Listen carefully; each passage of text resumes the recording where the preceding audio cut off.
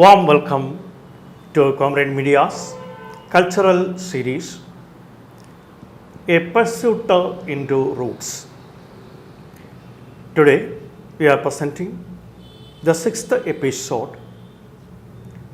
It is Evolving Kerala Landscape, A Peep Back. Today, our beloved Dr. Mohan Varughese came to convey valuable information about the evolving Kerala landscape.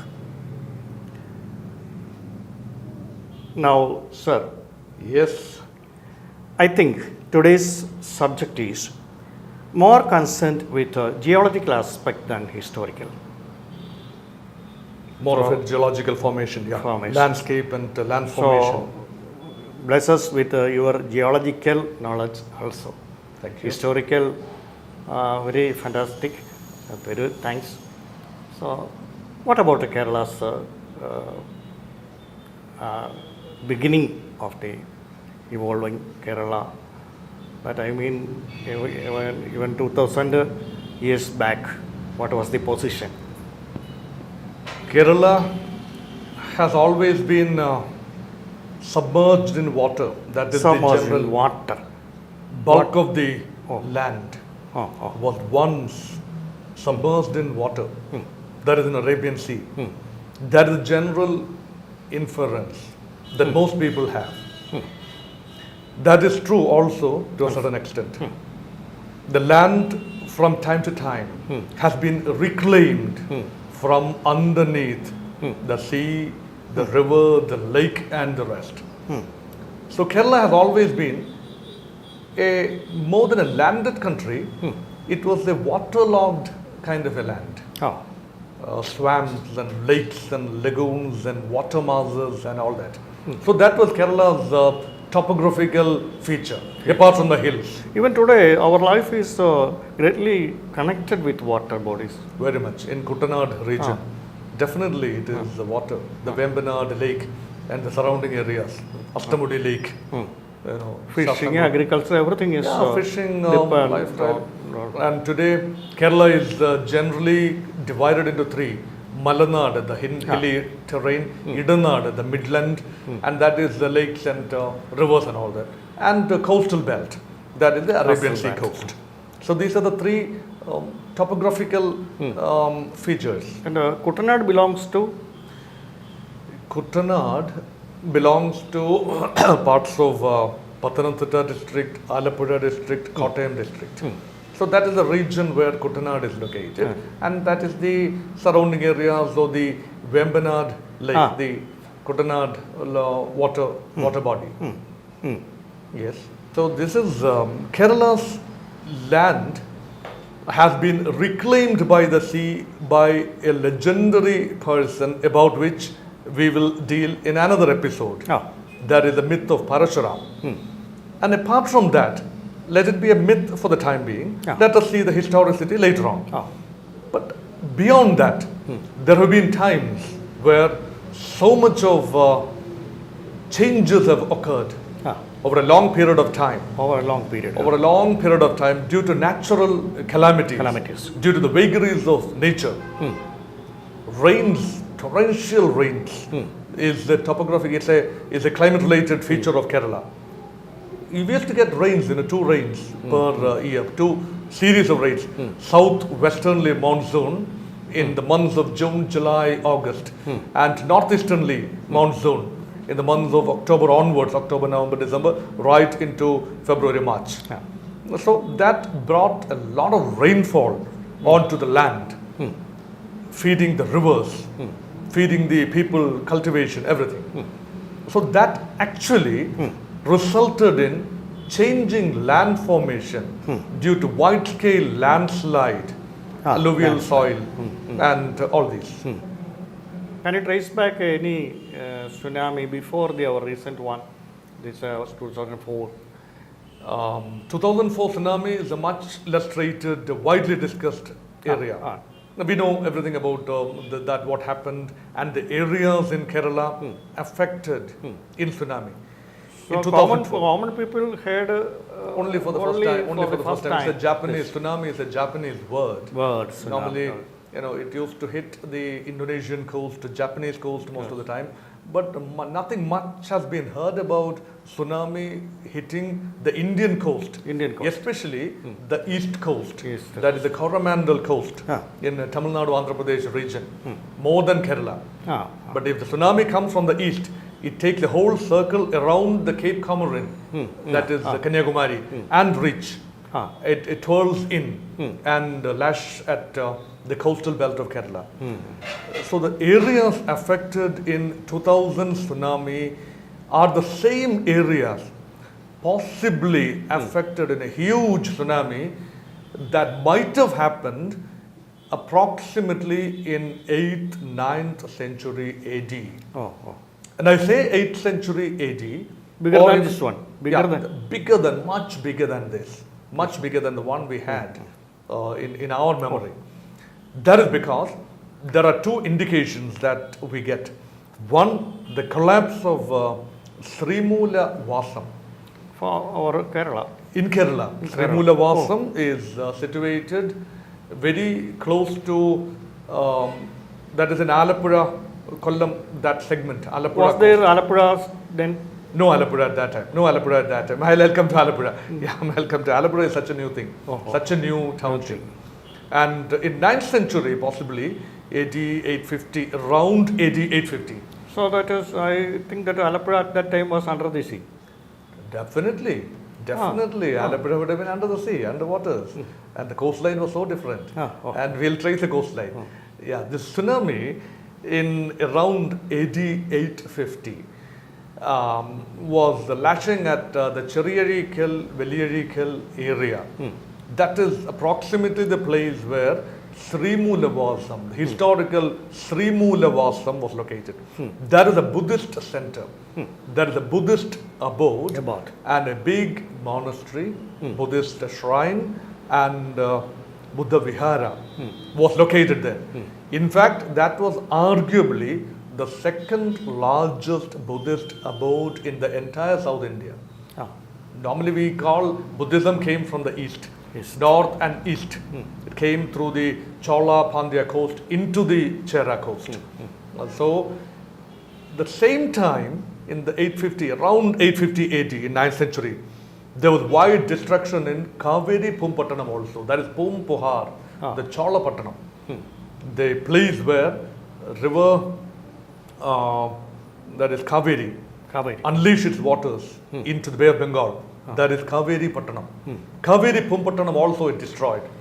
The post-Sankham literature, Chilappadhigaram, talks about the flourishing Buddhist center, Buddhist Jain center in Kaveri Pattanam.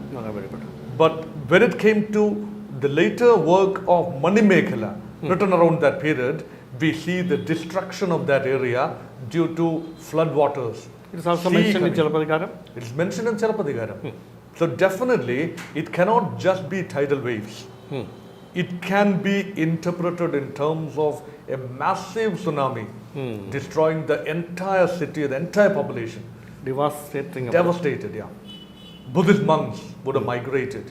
And the history also suggests that lots of Buddhist monks came further westwards into the Tamil Nadu plains and across the western Ghats into Kerala.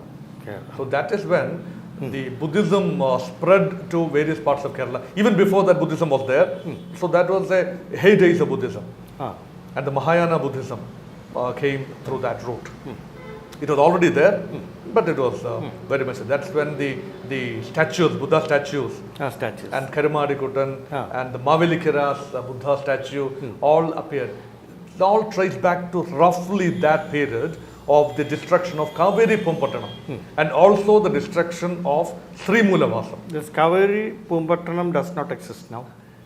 It is there, but not as flourishing as it used to be right from the first day. It was a big trading center. It was the capital of Chola.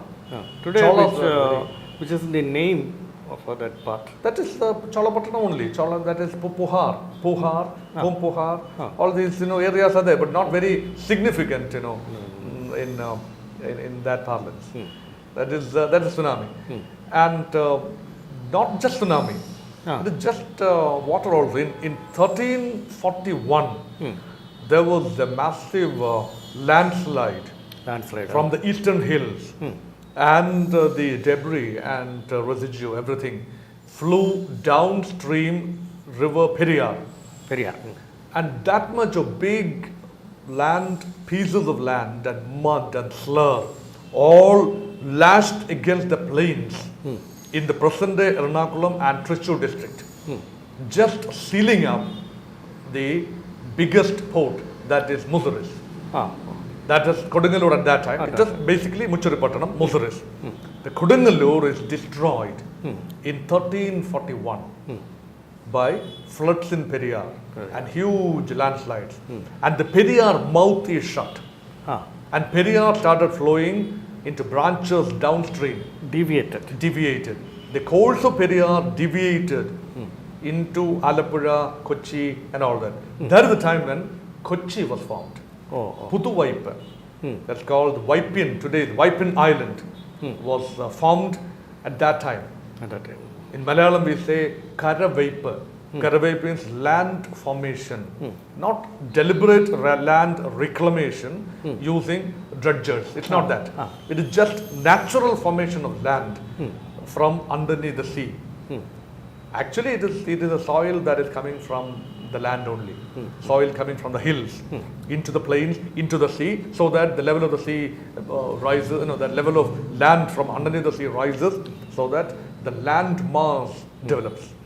So that is how Kochi was formed. So from 13th, 14th century onwards, Kochi became a port, and the significance of Kodungalur ended. So that's another major change. Apart from the tsunamis, can you talk about some other calamities, natural calamities, floods, drought, everything? Which one? Floods. Floods definitely. That 1341 was definitely not tsunami, that's flood. Flood.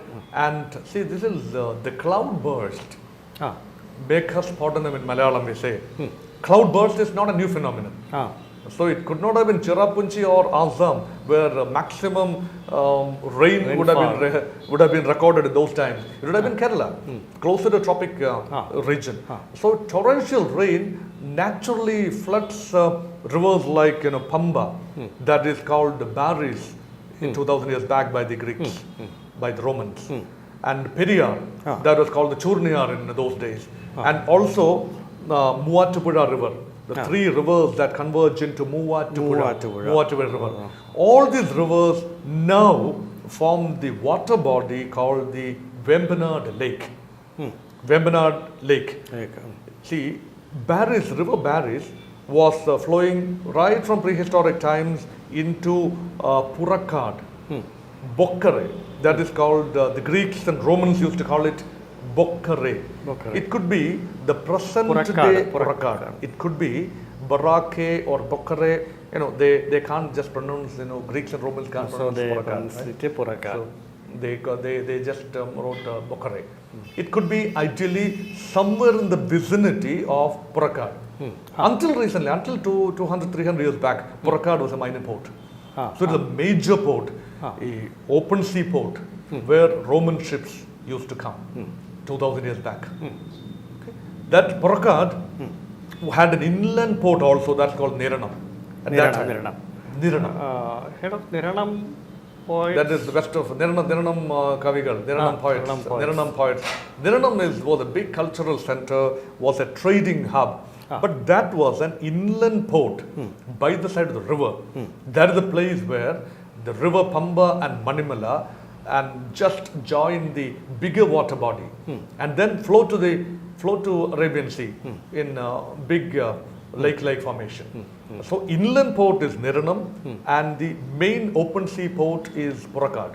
So this kind of a formation resulted in the kind of travel across the inland waters. You can't distinguish between sea and lake.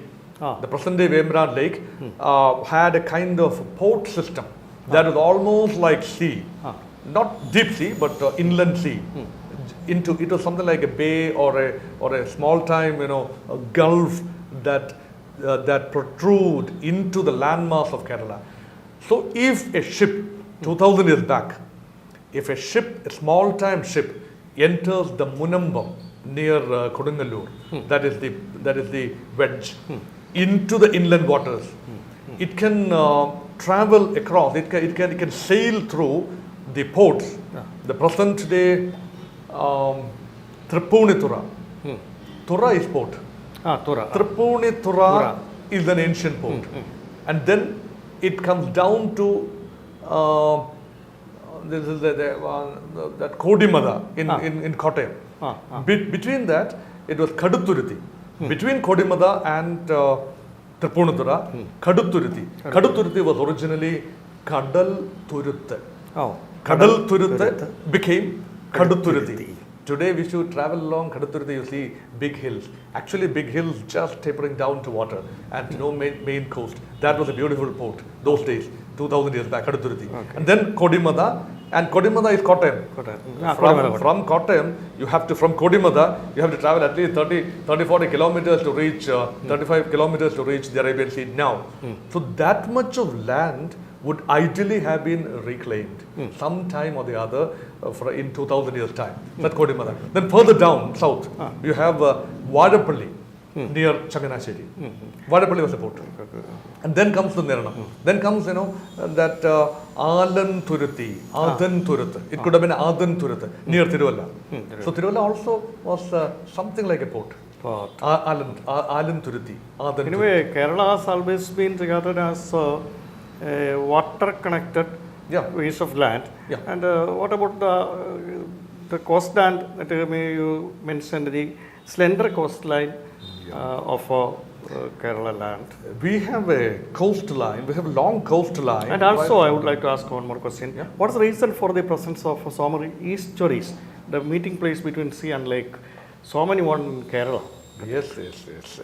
The lake formation could have been... no other states such estuaries are not seen. Not much of an estuaries, in other states. Bengal. And Bengal. Parts of Bengal, of course, They have. Yeah, they have it. They have something like that. Bangladesh and Bengal have it. And parts of Orissa also is having it. Mahanadi, that region. It's not exactly that. This is... but Kerala is unique with its lakes and lagoons. Lagoons. In olden days, it was more pronounced. See, I was talking about the inland coast. Inland coast and inland ports. But there was main sea coast also. Main sea coast was basically all along the Arabian Sea coast of Kerala. The topmost part would be Naura. Naura, in Sankham literature, there is mention about Naura, and in travelers' accounts also, there is mention about Naura. Naura could be in somewhere around Kannur, Kasaragod districts of Kerala. It could ideally be Kannur, Naura. Then Pandalayani Kollam.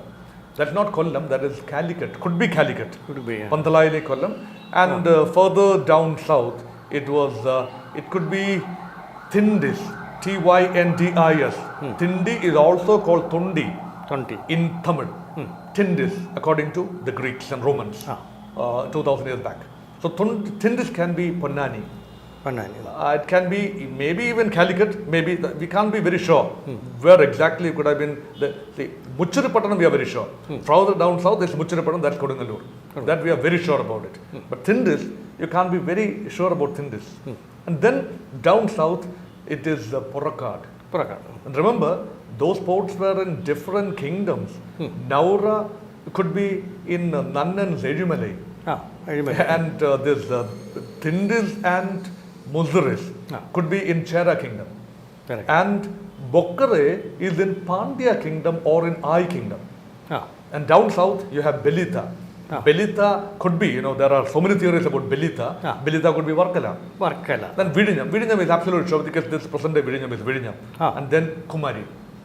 Then Kanyakumari. Then the ships go round the thing to Thuthukuran and all that. So these are all outer ports. See, when the ships come to Bokkare, The big ships anchor in Bokhare, and the commodities, get transferred to the smaller boats and reach the inland port, which is the hub of trade. That is Niranam. Nakida, they can call it Nakida. That is what people possibly, Greeks called it Nelsinda, near Sindon, or Nelsinda, Nelkinda. Nelkinda, Nelsinda, near Sindon. They're all Greek and Roman Latin terms. That could be present day Niranam, present day Nakida. So because Nak is tongue. Ida means the gap in the tongue. So these lakes and rivers form particular formation so that the small ships can just go and get anchored without the wind and surf affecting the course. So that's called Nakide. That could be Nelsinda, inner port. It's not a big port, but it's inland. But from where there, the network of connectivity, the network of waterways that can take the goods and commodities to various parts of Kerala through the well-connected water transport those days. These boats and Kerala type of boats, various kinds of boats could take the goods and commodities all across the state. So that was the thing. So inland ports, outside ports also. These are that's the land. So in between the land, the strange thing is that current day in 2000, say in the 21st century, we measure roughly 42,000 square kilometers of land in Kerala state. But the corresponding Kerala state those days would have been having around 22, 23, 24,000 square kilometers of land only. So the remaining 20 plus thousand square kilometers would have been formed some time or the other in history over a period of 2,000 years. One more question, sir. Can you mention any recent natural calamity which caused the change of pattern of the land of Kerala? Recent calamities actually did not have in our memory. The floods of 99. 99 വെള്ളപ്പൊക്കം in Malayalam. That's in Malayalam era. Year 1099. That is Malayalam era. That was happening. I think it is 1924. 24, you are correct. It could be 1924. 1924 in CE. So many Malayalam literature also. 1924. That is the floods of 99. Old people are saying about the 99 flood of 99 in Malayalam. So that would have changed a part of thing, and lots of places were inundated in water at that time. And the recent floods also inundated, then devastated the districts of the western parts of Pathanamthitta and the eastern part of Alappuzha district. Chenganur, Tiruvalla, that belt was very much affected. Kuttanad region was very much affected. Totally lost. Totally lost, and now it's being reconstructed. Reconstructed and all that. It is possible now. Those days the reconstruction was not possible. Now it is caused mainly by the unleashing of water by the dams and all that. Those days there was no dam. There was no major dam. It was all coming, and the technology was not developed, and forecast system never existed at that time. It's all natural thing. And so that's the main thing, because there's rain and water and floods and all that. No earthquake. Of course, there was the fragile area of the Western Ghats would have been having some landslides, but not major earthquake. It's not in main seismic zones. But the fragility of the land is very much there in the Western Ghats. So that landslides, the whole hill sometimes, just gets down into the lower land. But so now that's all possible. The recent news is that weather predictions are being turned up south. Yeah, weather predictions are going every year. Thank you, sir, for okay, it is very interesting to have the topography and the present generation, Malayalis and non-Malayalis. They call it God's own country. Why we call it God's own country is food for thought. Because the lush green that we see now had a past. and how it evolved is an interesting question. Thank you very much, sir. That's Okay, nice thank you, being thank with you, sir. Thank you. Thank you all for your participation. We can see with much more curious information in coming episodes. Thank you all.